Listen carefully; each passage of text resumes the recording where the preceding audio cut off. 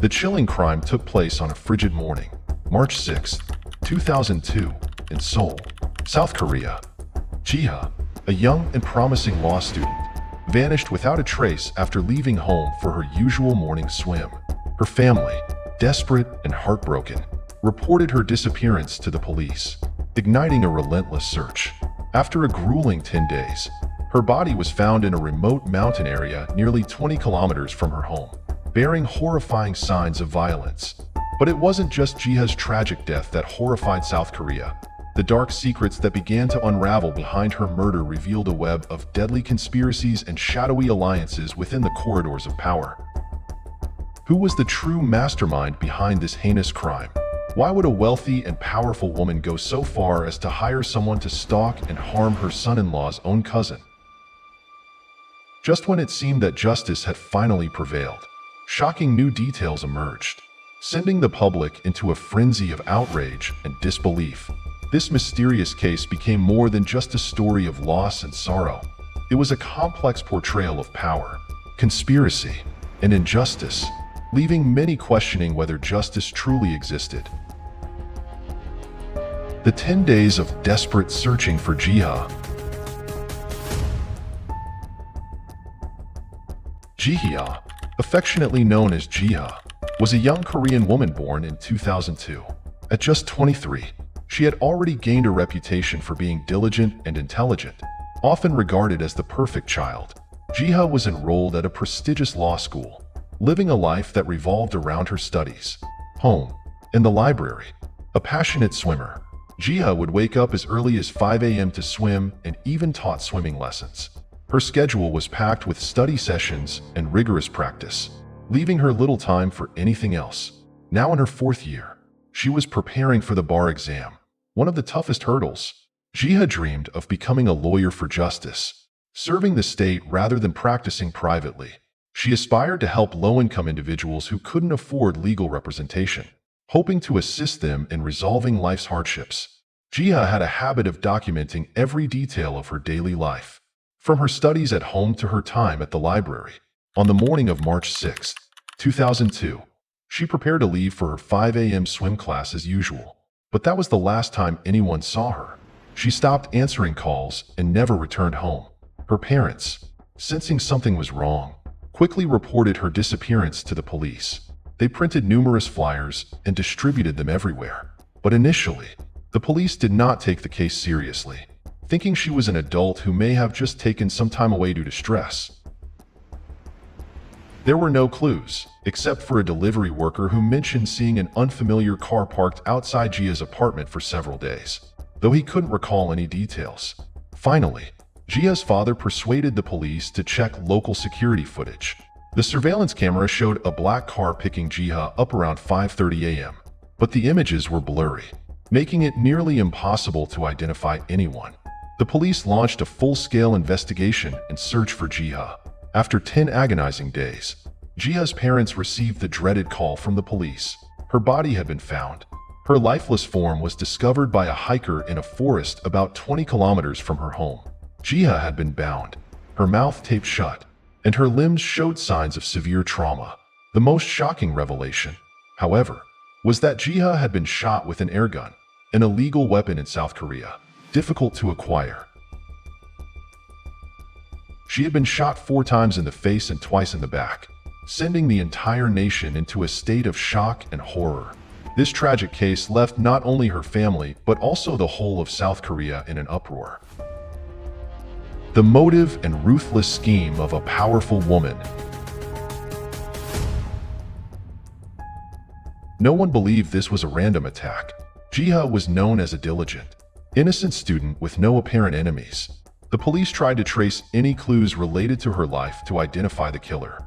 They even resorted to hypnotizing the milk delivery man, a technique commonly used in South Korea, to jog his memory. Under hypnosis, he recalled seeing a black van and 2 young men near Jiha's apartment, one of whom had noticeable acne scars. Yet, this lead wasn't strong enough to push the investigation forward. After much thought, Jiha's father remembered an odd encounter. A few months earlier, 2 men had visited his office expressing interest in investing in his company. One introduced himself as Mr. Kim, a wealthy businessman with multiple enterprises. However, the meeting left him with a bad impression. Both men gave vague answers about their finances and business background. After that meeting, the two mysterious men disappeared without a trace. When the police began looking into their identities, everything about them seemed obscure and shrouded in mystery. The investigation seemed stalled, with no clear direction. But after painstakingly chasing down even the faintest clues, the police discovered that the company they represented was fake, and the so-called wealthy Mr. Kim was also using an alias. By professional measures, the police finally found out the real identity and arrested this man for questioning. During the interrogation, he claimed no personal connection to Jiha, not a former boyfriend, nor anyone else linked to her life. Instead, he confessed to having been paid by an older woman to carry out the brutal act. The mastermind behind Jiha's murder was none other than Mrs. June, a 58-year-old woman and the wife of a mid-tier company CEO. But why would Mrs. June, a seasoned woman, target a 21-year-old girl? The shocking truth began to unravel. About a year before the murder, Jiha had visited the court to request a restraining order against someone, feeling like she was constantly being watched, as though under 24/7 surveillance straight out of a thriller. So, who was stalking her? Mrs. June, known for her strict and stubborn personality, had one beloved daughter for whom she would do anything. She dreamed of a perfect marriage for her daughter and was determined to make it happen. When her daughter came of marrying age, with the help of an elite matchmaking service, she met Park, a young, talented judge. Although Park did not come from a wealthy family, his esteemed profession brought a respectable status to the family. Mrs. June's daughter and Park eventually married in a grand ceremony orchestrated by Mrs. June herself. However, their married life was far from the ideal Mrs. June had envisioned. Her daughter found it hard to connect with her in-laws and frequently returned to live with her mother. This made Mrs. June anxious, and she meticulously monitored every aspect of the couple's life, even intervening in their personal decisions. Tensions reached a boiling point when Mrs. June received a message from the matchmaker informing her that Park was having an affair. This news was like fuel to a fire, solidifying Mrs. June's belief that her son-in-law was betraying her daughter. Driven by an obsessive desire to protect her family's honor and a fierce protectiveness toward her daughter, Mrs. June resolved to deal with the situation by eliminating Jiha, whom she saw as a threat in her son-in-law's life. This case not only shocked the public due to its cruelty, but also forced society to reflect on the unseen pressures within powerful families and the weight of traditional family values in Asia, where reputation and status often take precedence over love and personal freedom. The paranoid woman's suspicion.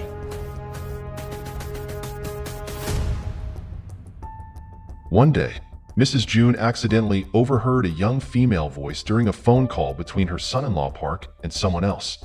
She immediately assumed he was speaking with the woman he was supposedly having an affair with. This incident fueled her obsession, leading her to suspect that Park and his cousin, Jiha, were romantically involved. In reality, Jiha was simply Park's cousin and often reached out to him for advice on her research projects. Consumed by suspicion, Mrs. June spiraled out of control. She even went to Park's office at night, watching for any women entering or leaving. Experts believe her excessive sensitivity stemmed from discovering her own husband's affair years earlier. Determined to spare her daughter the same pain, Mrs. June became fixated on every detail of Park's life. Mrs. June began eavesdropping on Park's conversations, checking his emails, and scolding him whenever he was late for work. She even called Jiha's friends, prying for information about her. Dissatisfied with their answers, she decided to hire people to shadow both Park and Jiha. Enlisting her nephew to surveil Jiha, she promised him a hefty reward. Her nephew, in turn, hired a small team to follow Jiha constantly, documenting her every move. Mrs. June's goal was clear. If she caught Park and Jiha together, she would offer a staggering reward of $200,000. But the surveillance yielded no incriminating evidence, only Jiha's daily routine of going from home to the library, swimming, and studying. After years of surveillance without any proof to please Mrs. June, her paranoia intensified. She concocted bizarre theories, such as Jiha and Park secretly meeting through an underground tunnel at the swimming pool. Over the course of 2 years, Mrs. June hired as many as 25 people, including some police officers, to monitor Jiha. This constant watch left Jiha feeling haunted and stressed, especially as she was only 21 years old while Mrs. June exhibited a frightening level of control. Even Park warned Jiha's parents that his mother-in-law was stalking her, yet he didn't grasp the full extent of her actions. Upon learning of the situation, Jiha's parents attempted to mediate and urged Park to confront Mrs. June. However, Park avoided doing so, possibly out of fear or concern. Jiha's father explained that Park couldn't stand up to his mother-in-law, just as he himself felt powerless against her. Ultimately, Jiha's family decided to confront Mrs. June directly to clear up the misunderstanding. But Mrs. June remained unrelenting, even going as far as to scold Jiha's family, saying they needed to keep a tighter rein on their daughter. Strangely, during this entire ordeal, Park's wife stayed silent, making no effort to stop her mother's behavior. When all attempts at reconciliation failed, Jiha's family filed for a court order, requesting Mrs. June cease all surveillance and harassment of Jiha. After months of waiting, the court issued a restraining order, demanding that Mrs. June put an end to her invasive actions. But Mrs. June refused to comply. Instead of heeding the court's decision, she escalated her plans, hiring her nephew once more, this time for a far darker mission. The last 8 days of Jiha and the escape of the criminals. Knowing that her nephew was desperate for money and willing to accept any plan, Mrs. June proposed a merciless scheme to maintain her upper hand in this twisted tale. She promised him a total of $200,000 if he executed her plan perfectly. On March 6th, fully aware of Jiha's daily routine, they knew she would be heading out early for her morning swim. They abducted her, bound her, and held her captive for 8 harrowing days. No one knows the full extent of what happened during this time, but eventually, they took her to a remote mountain location and ended her life. The case shocked the nation with its unimaginable brutality against an innocent young woman. Police uncovered financial evidence showing a large sum of money had been transferred directly from Mrs. June's bank account to her nephew. With this damning evidence, they issued a warrant for the criminals. However, Mrs. June and her nephew had already fled to Vietnam and then to China, making their capture a costly and challenging endeavor. Driven by an unwavering desire for justice for his daughter, Jiha's father used his life savings to post a reward and flew to China, hiring private investigators to track the fugitives. After a long and relentless pursuit, Mrs. June and her nephew were finally apprehended. Unmasking the fake illness to evade prison. During the trial, Mrs. June hired top lawyers, denying all involvement and placing full blame on her nephew. Rumors spread that she had tried to bribe her nephew and his family with a few $1,000,000 if he took all the responsibility. It was a life-changing sum that could provide his family with a luxurious lifestyle. Yet, for unknown reasons, he refused her offer. In the end, Mrs. June, her nephew, and everyone involved received life sentences. One might think the story ends here, but a few years after the sentencing, Jiha's family discovered that Mrs. June was not, in fact, serving her time in prison.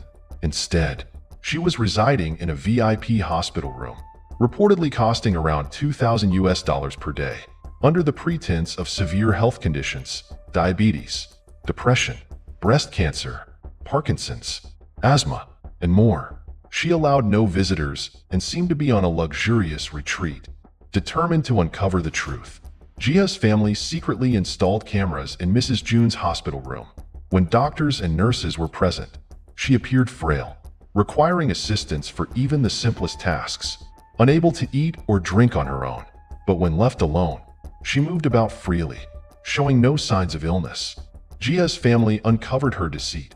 Mrs. June was faking her illness to avoid prison time. This raised a burning question. Did she escape justice through her wealth and connections, living freely as though nothing had ever happened? The endless journey to seek justice for Jiha. In a famous true crime documentary, Kagosa, A shocking revelation came to light. Several doctors had falsified Mrs. Jun's medical records and submitted them to the prosecutor, securing her transfer from prison to a hospital. Curiously, the prosecutor and Mrs. Jun's attorney were former classmates from law school. An anonymous source disclosed that one of the doctors involved had attended a party hosted by her family and received a large bribe from Mrs. Jun's husband. Following this expose, Mrs. Jun was finally returned to prison. The doctors and prosecutor involved faced minimal consequences, only minor fines of a few $1,000s for falsifying records, while Mrs. Jun's husband became a subject of intense public criticism. 15 years after Ji-hye's death, the case resurfaced. Through his lawyer, Park publicly stated, "I will always bear responsibility for what happened to Ji-hye. I feel ashamed for not standing up against my mother-in-law's illegal actions." Ji-hye's brother recounted that their mother, once a strong woman, was never the same after losing her daughter. She took to heavy drinking, neglected her health, and eventually passed away in 2016 due to malnutrition, weighing only 36 kilograms despite her height of 1.65 meters.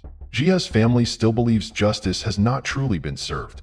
Those involved, the doctors who forged documents, the prosecutor, Mrs. Jun's husband, all live comfortably and face no meaningful consequences. This heartbreaking story of Ji-hye, a young law student whose life was stolen too soon, has left her family striving to keep her story alive, hoping it will inspire a fight for justice.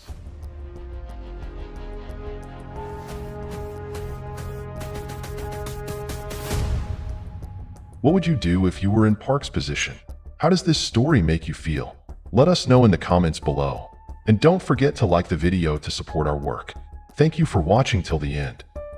Goodbye and see you next time.